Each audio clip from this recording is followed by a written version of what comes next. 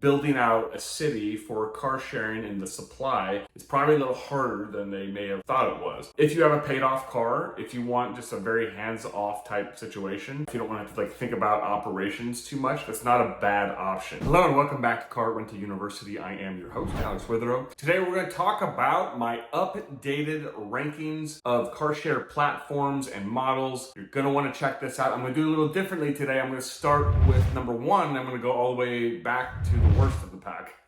Before I do that, click below, grab the 5 things you must do before starting a car rental business. That also includes the Carshare growth guide. It gives you lots of great information about which car share platforms are strongest in your area, zip code by zip code. You're going to want to check it out for sure. Before I start, please give this channel a subscribe and a like. I always appreciate your support. So let's get into this. I do this video, if you're new here, about once every 3 or 4 months. I give a ranking of the car share platforms based on how they are doing over the years. This has kind of changed back and forth. I believe at one point I did have Getaround at number 1. So Turo and Getaround have kind of swapped interchangeably at that level. I've obviously incorporated Avail into this mix. Obviously we have Uber Carshare now, we have private rental agreements, and we also have Hyrecar, one of the OGs in the car share business. Normally I start in the last and I move all the way up to the front. We're gonna start at number 1 this time, and that is Turo, guys. Turo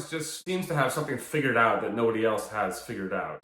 I have to give them credit. I think that if you want to get your car rented, you definitely can get your car rented on Turo. That's just a fact of the matter with them. I know that obviously as more cars are getting into the market, as more and more people are getting into this industry, margins certainly are compressing. There's not as much money to be made as there once was. That's normal for any industry, but it still is profitable. There is still money to be made with them. It just kind of depends on which market you're in, essentially. Number 2, I'm going to go with private rental agreements. I just think that you have to learn private rental agreements. Obviously, when I talk about private rental agreements, I'm talking about long-term private rentals. I'm talking about rideshare drivers, Uber drivers who are taking your car for 3 to 6 months or more at a time. I really believe that this model should be a part of your business. It really helps to stabilize and equalize revenue when your other cars on car share platforms are not doing well, especially during winter months, right? During seasonality when it's low. If you don't understand private rental agreements, I really recommend that you learn how to do them. It is a little bit of an art form. There are some definite nuances to it. It is an agreement you must really respect, I will say. You can screw it up badly, and when private rentals go bad, they go really bad, and they make your life miserable. So that's why if you're going to do private rentals, you really need to learn and respect the business model. Coming in at number 3, I'm going to go with Getaround. Getaround obviously is having some weirdness going on with them, but they are still making money for people. Like I said, if you are in downtown city center, it still is a pretty solid option for running your car share business. So they definitely have the ability to make you money. And listen, when Getaround is awesome, they are really good. It's a solid platform, and we're coming into that time of year right now where Getaround's going to be very good, probably up until about November. If you are in a downtown area, in a city, some of their strongest markets, I would say, are Boston, New York, DC, Chicago, LA, and probably San Francisco. If you're in any of those markets and you're in a downtown area, Getaround's going to be very, very solid. But if you're outside those markets, it's kind of hit or miss depending where you are. When I was in Atlanta, I had some pretty solid periods of time for Getaround, but upon moving to Miami, there's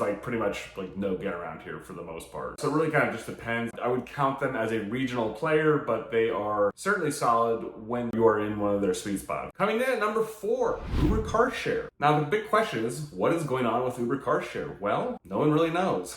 They've been very quiet. They are planning to expand throughout the United States this year, but at this time, no major announcements have been made. So in my opinion, I think they are still getting the whole car share model down. They're still getting Boston under control, and I think that's basically where they are right now. In my opinion, I think they probably found that building out a city for car sharing and the supply is probably a little harder than they may have thought it was. To be honest, we really don't know much going on about them right now. They've been very quiet. I think they're just basically working out the kinks still in Boston. When they expand to a new market, I certainly will let you know. Coming in at number 5, I'm going to go with Avail. I would say, with Avail, you really can't build an entire fleet around the Avail model. Basically, it's designed to just drop off a car at an airport, and they use that car to basically let people who are at the airport rent it out. I have clients who use it on occasion, and they make maybe $500-600 a month, but it's very passive. It's ideally designed for a situation where you have paid that car off, and you just want to collect $500-600 a month just off of a very passive model. So that is possible with Avail. If you have a paid off car, if you want just a very hands-off type situation, if you don't want to have to think about operations too much, that's not a bad option, frankly. I would definitely consider that if that is something that you are interested in and you have the car paid off. Very important thing. Number 6, coming in last place, I'm going to go with Hyrecar.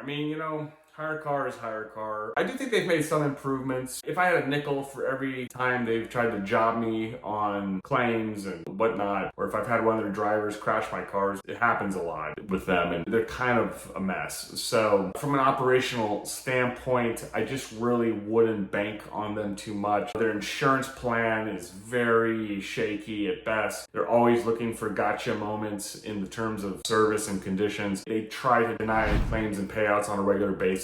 I just would really veer away from touching them in general. If a insurance company knows you're working with HireCar, you're going to give them a panic attack. HireCar has the absolute worst reputation in the industry. So I just would really kind of stay away from them in general. But if you are going to use them, they do have long-term renters on there. You have to vet them very hard. You have to make sure you've got a good long-term driver if you want to use them for private rental agreements. That's basically the only way in which I would interact with HireCar. I would not actually run cars on their platform because I just think it's a really risky proposition. So all that to say, that's my rankings 1 through 6. Drop some comments. Would love to hear your thoughts on that. Before I go, click below. Grab the 5 things you must do before starting a car rental business. I will catch you in the next episode. Thank you.